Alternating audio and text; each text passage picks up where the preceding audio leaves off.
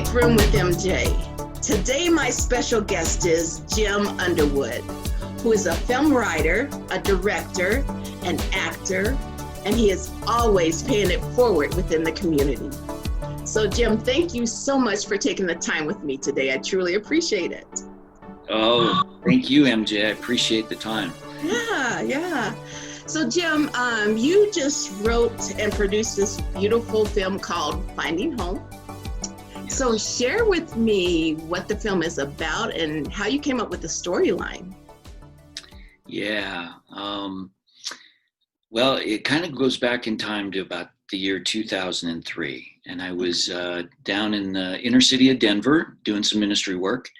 And a gentleman crossed my path and we started talking, and he was sharing his story with me. And he was a physician that ended up getting hooked on opioids and ultimately heroin, and he lost everything. He lost his family, his kids, his license, and he ended up on the streets. And he was sharing with me that he was just trying to find his purpose. At this time, he's probably about 7 weeks clean, I think it was, and he was trying to be a missionary or get involved with Teen Challenge because he still had that passion to serve, to heal, and he said he wanted to find where God's place was for him. He wanted to find home. Yeah. And at that point in time, the story was so compelling to me that I knew I was going to do something with it. I just didn't know when. Yeah. And so fast forward about 13, 14 years, and I was kind of in this creative desert, and I was texting back and forth with Doug Rowland one night and sharing some ideas for some screenplays. And he said, gosh, I really like that Finding Home one. And so he said, if you write it, we'll bring it to life. Wow. And that's how we got started. Wow. That was one of my questions was, how long did you have that dream before it came to actual reality? And so you said about 13 years? Yeah, 13 years. And I really never thought of it during that 13-year period because I was doing some ministry work. I was doing plays, some musicals for kids and adults. And so I was really busy creatively. Yeah. But it was in that time, that desert time. Actually, it was a desert time that I thought that God was done using me in this manner. And all of a sudden, texting one night with Doug, and things changed. Yeah. That's beautiful because, I feel like God can use you wherever you're at, whatever stage you are in your life. And so I felt like he used this man to plant that seed within you. And then you birthed this beautiful ministry out of it, It's just very nice. Yeah, we had two goals going into the movie, and one was to honor God and bring glory to God. Yeah. But also to honor this gentleman and his family. Yeah. Very nice. Very nice. So also the film you put in a lot of film festivals too. So share about your wins there. Yeah, we started in film festivals actually right about the time COVID started. So a lot of the film festivals are online now, but we've been in about a half a dozen of them, and we've done pretty well. We got most inspirational at the Christian Family Film Festival, and had a nomination for Best Actor. Didn't win, but I got a nomination. And so it's been a great ride. And right now we're doing some remixing of the audio so that we can put it on CTN nationally. Nice. Hopefully. Yes. Yeah. See how it works out. That's beautiful. Yeah, because I met you through all this production, audition, and everything. And so, what little part I played it, and I never actually saw you really truly acting in it. And then when I saw the film, I was like, oh, he's really good. Yeah, it's interesting because I wasn't the original Ken. I wasn't the original lead actor in it. Really? Yeah, the original leads, Ken and Jessica, were two totally different people, and it just worked out. And they were great actors, the ones that we cast initially, and then it just didn't work out with their schedules, Okay. and and so we were looking to recast those roles, and Doug said, "Hey, why don't you do it? You know the guy, you wrote the story, Yeah. and you act." And the guy was in his mid-50s, and so yeah, it was. And I was a little afraid because, directing a movie was one thing, but acting and directing, that was way over my head, MJ. And Sure. and then he said, um, if we can get this one lady that I've worked with before, she will elevate the movie to a whole new level. And so I talked to Carrie White, and she agreed to do it. She was excited about doing it, and she did elevate it. She, every scene that she was in was powerful. Yeah. Yeah. Yeah. Truly was. Yeah. It's a beautiful movie. So, how did you go about finding your characters? All of your characters, I guess to say. Uh, some of them were people that I'd met on the streets when I was doing some ministry work, and then others were childhood friends, and some Okay. of their experiences, both good and bad, that were shared in the movie. Yeah. Yeah. And so, well, you shared how you found the character of the wife. How did it click with you as far as like, okay, I know I need this person for my children? Like, how did that all click together for you, I guess? Yeah, well, we did a couple casting calls. We did an initial one, and then we actually recast about half of the cast, because we just needed different people, Yeah. um, and we didn't feel like we had the right ones. And as soon as we saw the characters that played my children, Nick and Sarah, um, it was just we just knew that they were the ones. Okay. Yeah, I mean, I can't really. It was there were several people. We had a lot of actors in that age range audition, Yeah. but these two just stood out, Huh. and they had a long history of stage credits, Oh, okay.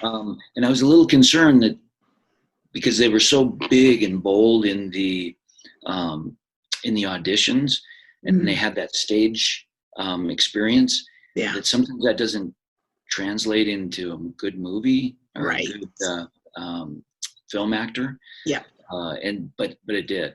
It Yeah. really did. That's beautiful. So, how long did it take you to produce this film? It took us about, from start to finish, about 4 years. Wow. From the time I started writing it till the time we were finished, and it was right about 4 years. But we had it took about a year and a half to write, and then we did the casting, and Yeah. Yeah. but yeah, total it took about 4 years. Okay. Okay. Well, that's awesome. Yeah. And then the locations were just beautiful. How did you decide on the different locations where you shot to? Yeah, that was really important to me because when you look at most independent films, they're only shot in a few locations, Yeah. and we wanted to be all over Denver, and God's favor was with us everywhere we went. We had friends that had cigar bars. Right next to the cigar bar was a pawn shop that a friend of ours had. And then we shared in restaurants and diners and coffee shops what we were trying to do, Yeah. and the story that we had. And, people just opened their doors. They wanted to be part of it. Yeah. Yeah. And even when we got to the park, and we started filming amongst, the homeless, there was just some special times that we had with the homeless teens that we met along the way. Yeah. When we were doing the homeless teen scenes, we met homeless teens. We just had an opportunity to minister with them. Yeah. So. Yeah, beautiful. Yeah, I felt like the whole film was just a whole ministry, just all together. It's just so so meaningful, I think. Thank you. Yeah, just really beautiful. So what makes a film great for you? And are there certain qualities that make a film better for you? Like, what do you look for to that? Like, that's a great film. Yeah, that's a good question. I'm not your typical guy, Yeah. and so I like to have all my emotions tickled. I want to laugh, I want to Yes. cry, Yeah. um, and I want to come out of a movie a better person. Yeah. And Nice. I'm one of those guys that loves to have my heartstrings pulled. Yeah. And so that's what's important to me. Other Yeah. people, they like action, but I really like my heartstrings pulled. Yeah. Yeah. Most definitely. Me too. I like to feel all those different emotions and things like Yeah, that. So yeah, yeah, that's what makes a movie good, I think. So, yeah. You're investing a couple hours, yeah. and that's what I wanted to do with Finding Home. I mean, if the audience is going to give me an hour and a half or two, I want them to come out of that a better person. Yeah. That knowing that they're loved, their life matters, and there's hope. Yeah. Yeah. Very much so. So you're definitely a collaborator, Mm-hmm. and you had a great team working with you. How do you keep that relationship going, or keep that relationship strengthened? Because I'm sure now that you've worked with certain characters, it's like, okay, I know I can call on them for the next film or project or whatever. Yeah, yeah. Well, it's turned out that a lot of people that I've worked with have become friends, and Yeah. so yeah, it's been great. Doug is a friend. Tyler Duffus, who does great audio work, and actually working on Finding Home right now, Yeah. as a friend. Scott Aspermonte, he's a dear friend of mine, Yeah. and it's really cool. There's so many good people in this industry, Yeah. and it's a hard industry, but Mhm. there's a lot of good people trying to share positive messages out there. So Yeah. Yeah. I'm very blessed to have had the opportunity to meet people like yourself. Yes. Yes. I have to say, when I met you, I mean, you just like blew me away because your heart is so genuine. And when you give a compliment, you can truly feel that it's heartfelt. It's not just putting on a show about it. You truly are sincere about your compliments to an individual, and that just spoke volumes to me. I was just like, he's like the kindest man. And it's like, I would work on a project anytime with you just because of your kindness. So, Oh, thank you. Thank you. That yes. means a lot to me. Sure, Yeah. sure. You're quite welcome. So, at the beginning of the movie, it gave memory to Tony Fairchild, I guess. Yes. And who is that? Tony is Joelle Fairchild's son, who is a dear friend of my wife Peggy's, Oh, and okay. mine.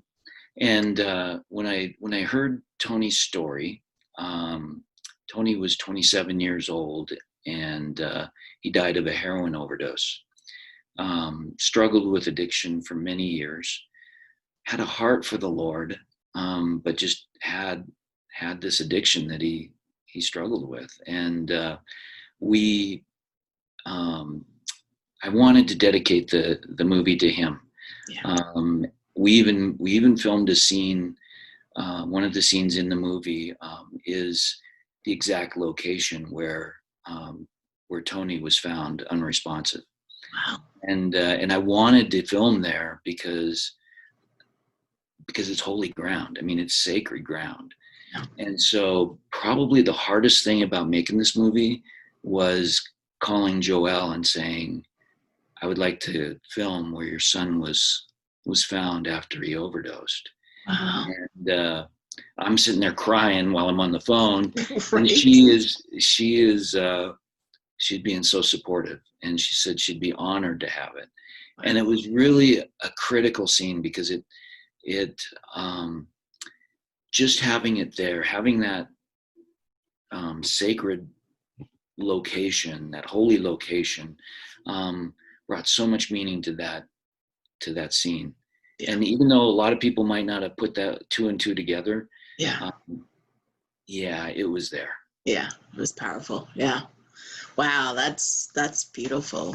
And her willingness, that's, Yeah, and she shared her testimony at the end, oh yeah. at the end of the film, Yeah. which was pretty incredible. Yeah. Yeah. Wow. So, to the character, your wife, Jessica. Is that who? Yes, yeah, Yeah. So yep, I was thinking, how did you come up with that nickname, Jessica Rabbit? But now I put two and two together, Jessica Rabbit. exactly. And during the film, I had little messages to people that I love. And Jessica Rabbit, my daughter's name is Jessica. And so I used to call her Rabbit. You know, Who Framed Roger Rabbit, Yes. movie years ago. And so I nicknamed her Rabbit. And so the opening song that I sang with the little girl, Tale as Old as Time, Beauty in the Dock, I used to sing that to my daughter, and we used to dance to that. And so there's just some little things that I put in there just to make sure people knew that I love them. That's so beautiful. Hidden little messages in there. Yeah, yeah. That's way cool. So, as your character, did you channel someone that you admire? Because your patients were children, and you used the sense of humor to entertain them. Was there someone that you channeled? Well, yeah, there was Patch Adams. Remember the movie Patch Adams with Yep, Robin Williams? I do. He did a lot of the similar things, dressing up because I use a pediatrician, Yep. and he would dress up for the patients. But the main guy that I was modeling myself after was my dad's cousin, David Maynard. And David Maynard. when I was a little kid, and he's about 12 years older than me, he just played with kids like they were kids. He would come and play Hot Wheels with me, and he would make all the sound effects, and he just became a kid. Yeah. I always thought that was cool because not many guys do that. Right. They'll play with kids, but they're not going to become one. Right. Yeah. So yeah, he was one that I was thinking of, and then the Robin Williams character I was trying to emulate as well. Yeah, that's what I thought of too when I saw that character, you being the doctor with the children. So yeah, it translated well. So, yeah. The kids were fun. The kids were a lot of fun. Yeah, they looked like they had fun in it. It was great. They did. Some of them had fun. Some actually did cry. Were they afraid of like the clown face or something, or? Yeah, they didn't like the Groucho Marx look. That's funny. So, also in the movie, your wife was a real estate agent, and that home was just like a castle. Is that your home, or whose home was that? I wish, Emjae. No, it wasn't. It was a friend of mine, his house, and he's sold it last year. Oh my gosh! But it was a beautiful house. As soon as I saw his house, I was like, this has to be in the movie. Yeah. And he blessed us with the opportunity to film there. So yeah. Yeah, I saw that. I was like, that house is like spectacular. I mean, just gorgeous. Yeah, it was great. Like I said, we found favor at all the shooting locations, and really nobody turned us down. That's awesome. That's awesome. Yeah. So, and you may not know this, but I was just curious if you knew how or why the real character you portrayed, Ken, but the real person in life, how did they get started on drugs? Did they just, I don't know if they hit just a low point in life, or do you know, or? I don't. And I don't know exactly what happened to him. I'm hoping that he continued on his sober ways. Yeah. But in the movie, I think it's pretty accurate with most addicts. They just want to feel better, Yeah. and or they're in this movie, he just wanted to cut the stress, and that gets a little out of hand after a while. Yeah. Yeah. So, Yeah, totally understandable. So, film has sparked in you, and is it your passion now? You oh feel yeah, that? Yeah. yeah, it's been my passion for since I was in high school, Okay. um, and it started with our drama teacher, Mrs. Collins, Okay. and I got this small bit in school play, and it was a fun small role, but I was hooked, and then I didn't do anything with it for another 15 years until I was in a dark place in my life, and um, ended up in Denver, and went and gave my life to Christ, and um, I was at this church that was doing these big musicals and these big productions, and I thought, gosh, I want to be involved in those. And that's when I met Scott Aspermonte, who is the director and the writer. Yes. And I just thought, you know what, I'll be part of the crew somewhere. And the next thing you know, I was the lead actor, and we I ended up doing about 10 productions with him, and Wow. then another probably 20, 25 big, small productions that I wrote or directed or um, had some piece of. That's beautiful. That's awesome. So, what do you think we can do, in the community to help others, get that spark for film or get them introduced to it, I guess to say. Um, I just think giving people an opportunity, Yeah. there's so much talent. And one of the things that Scott always instilled in us as we were acting was, if you just have a little bit of talent, Yeah. God's going to use that. Yeah. And I'm a perfect example. I have a little bit of talent, and God's using it, and He's putting me in positions where I'm way over my head, and but He's teaching me, and by His grace, some good things are happening, and Yeah. so yeah. Yeah. So, and that's a good point you bring up because, you mentioned that you're way over your head, and with that sense of feeling comes fear. So, Oh yeah. how do you get past that to push on? Like, God's got me. I just need to trust. How do you get to that point, or do you even experience that? Yeah, no, I do all the time, and it just seems like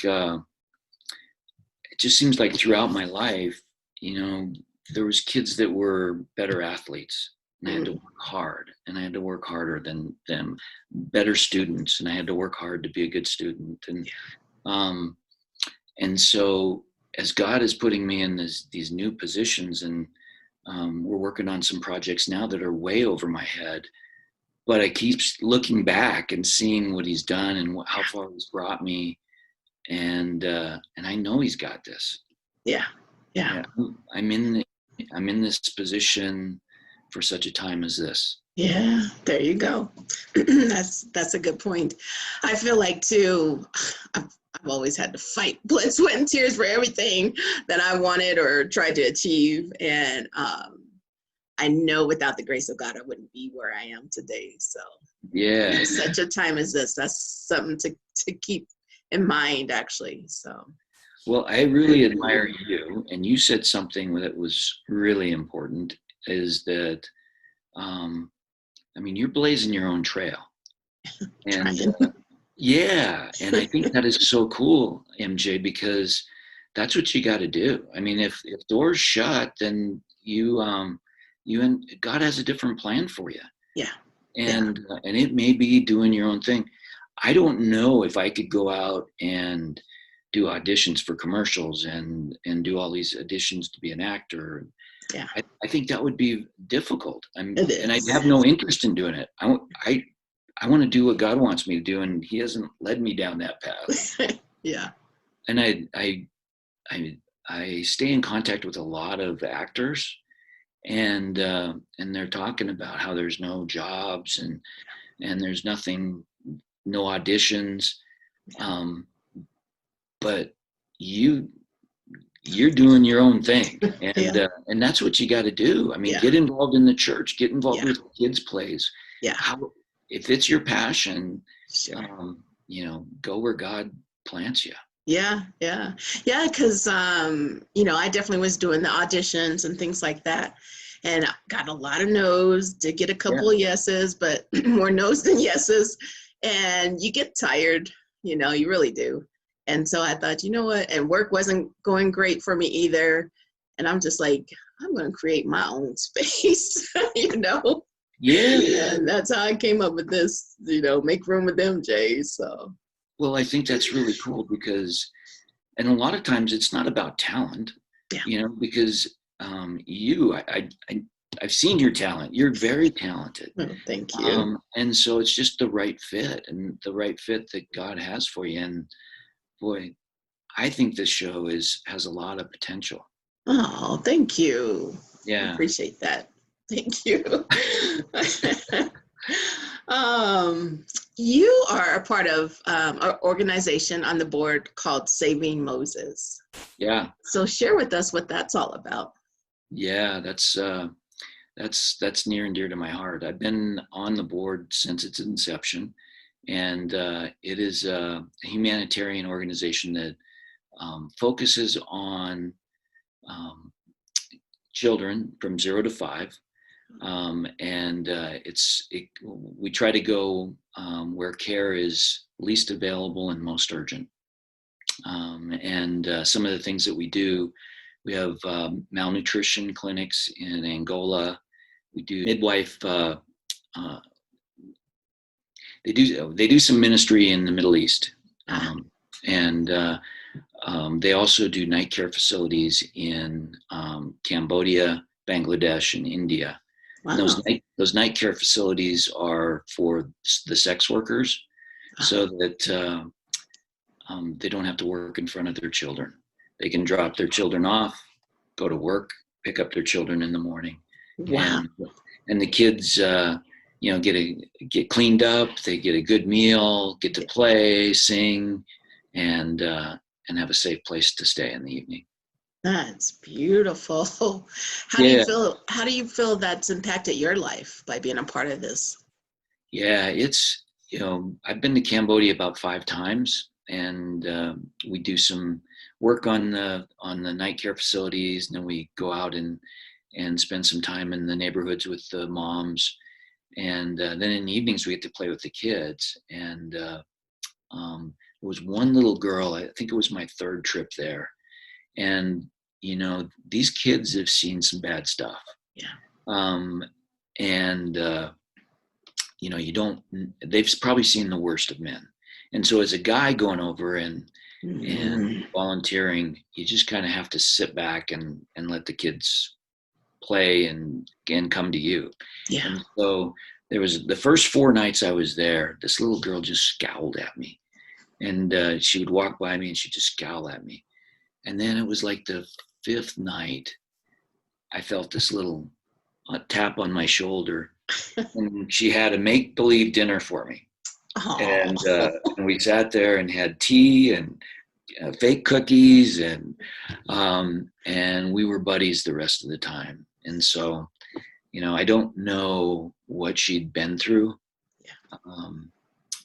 but I really hope that I touched her life as much as she touched mine, because I will never, ever forget her. Yeah, I'm sure you did. That's so beautiful.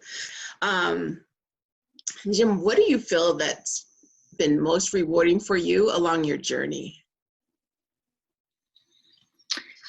I think a couple things. I think one of the biggest rewards that I've had on my journey is understanding who I am. Because for many years, I was trying to be somebody I wasn't. Yeah. And as soon as you figure out that God has created you unique, and that you are masterfully and wonderfully created. Yes. And this is who you are. Gosh, you enjoy life so much more. Yeah. Yeah. Wow. Yeah, that's powerful. That's Yeah. so true. That is so Yeah. true. Wow. Like I said, I also, I know that I can't do just any project. Yeah. It has to be something that touches people's lives. Yeah. Yeah. Whether I'm with you having coffee, or doing a film or a documentary, or whatever I'm doing, I need them to know that they're loved, Yeah. and their life matters, and there's hope. Yeah. Because for years, that's what I was looking for. Yeah. That's beautiful. So wonderful. What's the best piece of advice that you can give someone that's wanting to fulfill their dream and purpose in life? Blaze your own trail. Yeah. Blaze your own trail. Yeah. And, God can use just a little bit of talent. Yeah, I like that. And, kind of the parable of the talents. Yeah. He wants you to use it. Yeah. And he'll do some wonderful things with what you have. Yeah, that's nice. Yes, awesome. So do you have an affirmation or a mantra that you go by? I do. Yeah, what is that? I do. It is the Jeremiah 29:11. That's why too. Yeah. For I know the plans I have for you, saith the Lord. Yes. Plans to prosper and not harm you. Yes. Plans to give you hope and a future. Yes, yes, yes. So no matter what you're going through, you know that there's better things ahead. Yeah. And God is using whatever you're going through for good. Yeah. Yeah. Yeah, I have to read that a lot sometimes. Just to know He's got me, because sometimes it's uncomfortable where it doesn't feel like it. And I just have to go back and know, Yeah. So, that's awesome. So Jim, what other projects you got in the works? Working on another screenplay right now about the mentally ill. Okay, good. Doing an investigative documentary on missing children on Indian reservations. Oh, well, that's all the questions I have for you.